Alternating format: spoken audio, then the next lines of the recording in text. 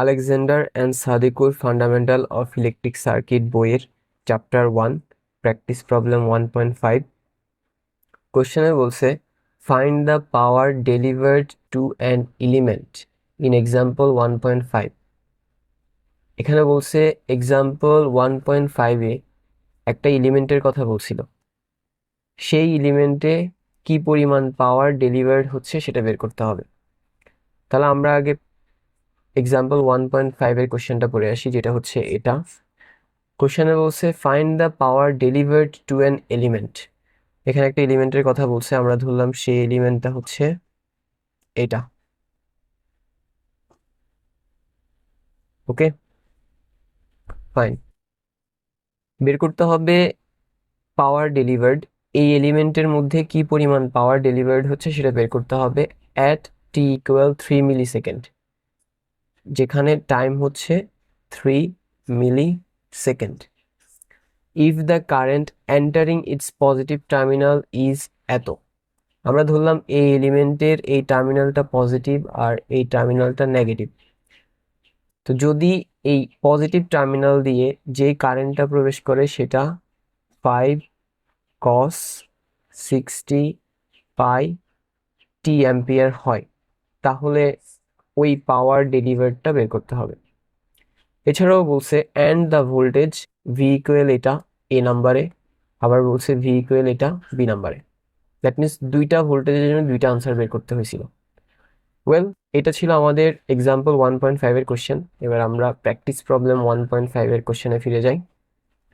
এখানে বললো যে টি ইকুয়াল 5 মিলি সেকেন্ড, ওখানে যেটা টি ইকুয়াল 3 মিলি সেকেন্ড বলছে সেটা চেঞ্জ করে ওরা বলতেছে যে না, সেটা 5 মিলি সেকেন্ড ধরতে। ওকে, আমরা তাহলে 3 মিলি সেকেন্ডের পরিবর্তে 5 মিলি সেকেন্ড ধরলাম, এটা কাটা। If current remain the same, example 1.5-এ যে কারেন্টটা ছিল প্র্যাকটিস প্রবলেম 1.5-এও কারেন্টটা সেম, দ্যাট মিনস কারেন্ট আগে যেটা ছিল সেটাই থাকবে। বাট দ্য ভোল্টেজ ইজ, এ তে ভি ইকুয়াল এটা, বি তে ভি ইকুয়াল এটা। সো দুইটা ভোল্টেজের জন্য আলাদা আলাদা ভাবে পাওয়ার ডেলিভার্ড বের করতে হবে। ওকে, সো আমরা জানি পাওয়ার বের করার সূত্র হচ্ছে P equal V I. That means আমাদের পাওয়ার বের করার জন্য ভোল্টেজ লাগবে, কারেন্ট লাগবে। নাও আমরা সলিউশনে প্রথমে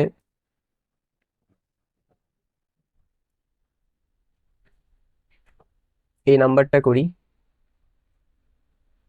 এখানে আই ইকুয়াল দেয়া আছে কি, আই ইকুয়াল হচ্ছে 5 cos 60 পাই টি অ্যাম্পিয়ার, আর টাইম হচ্ছে 5 মিলি সেকেন্ড। এই 5 মিলি সেকেন্ড যে কথা, 0.0005 সেকেন্ড একই কথা। এরপরে ভোল্টেজ, এই নাম্বারে ভোল্টেজ কত বলছে, এই নাম্বারে ভোল্টেজ বলছে 6i। সো এই নাম্বারে ভোল্টেজ হচ্ছে 6i। নাও যদি আমরা আই এর মান বসাই, আই হচ্ছে 5 cos 60 পাই টি। নাও আমরা এটা এইভাবেই থাক, সো এটাই আমাদের ভোল্টেজ। নাও পাওয়ার বের করি।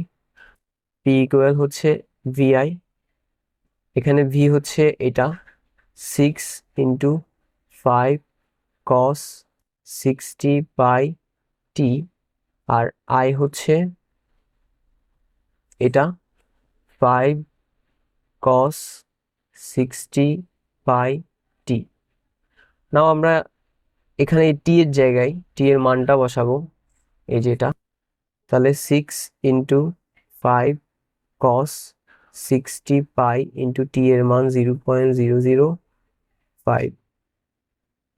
ওকে, সো এটা হয়ে গেল। এবার এখানেও বসাই 5 cos 60 পাই টি এর মান 0.005। সো লেটস, আমরা এটাকে ডিরেক্ট ক্যালকুলেটরে টাইপ করে ফেলবো। প্রথমে হচ্ছে 6 ইন্টু 5, দেন হচ্ছে cos 60 ইন্টু পাই, পায়ের মান আমরা 180 বসাই, ইন্টু 0.005 bracket close again আছে 5 into cos 60 in 60 into pi এর মান 180 into time which is 0.005 bracket close equal the answer is 51.82. So answer is 51.82 watt. Watt কেন? কারণ আমরা পাওয়ার বের করলাম, পাওয়ার একক হচ্ছে watt. So let's do number B. B নাম্বারে again I equal হচ্ছে 5 cos 60 pi t ampere, t equal আগেরটাই which is 5 millisecond।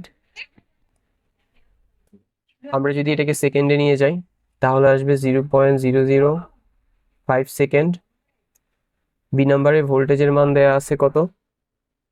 ভোল্টেজের মান দেয়া আছে এই যে এটা which is 6 plus 10 integration of 0 to t I dt and that is volt। এবার আমরা এখানে মানগুলো বসাই 6 plus 10 0 to t I এর মান বসাবো। I হচ্ছে 5 cos 60 pi t dt। Now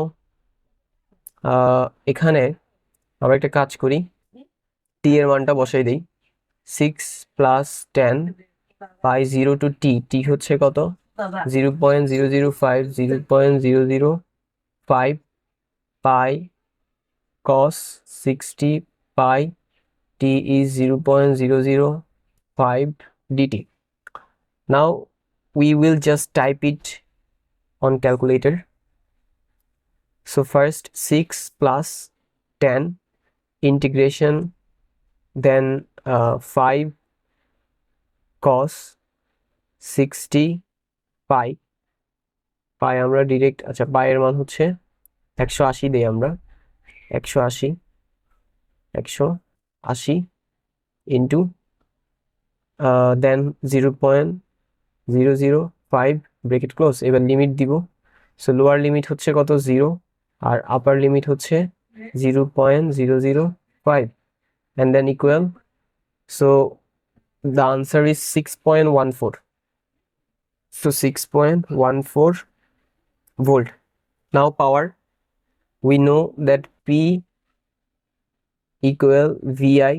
Here our voltage is 6.14, so 6.14 and the current হচ্ছে এটা 5 cos 60 pi t, 5 cos 60 pi t, t এর মানটা আমরা বসাই দিই, t এর মান হচ্ছে 0.005। so let's type it. আমাদের অলরেডি 6.14 আছে, আমরা জাস্ট ইনটু দিয়ে দেই, then 5 then cos then 60 then pi means হচ্ছে 180 into 0.005 bracket close equal 18.06. so the answer is 18.06 watt. This is our answer for question B and that was our answer for question A. So that's all for today.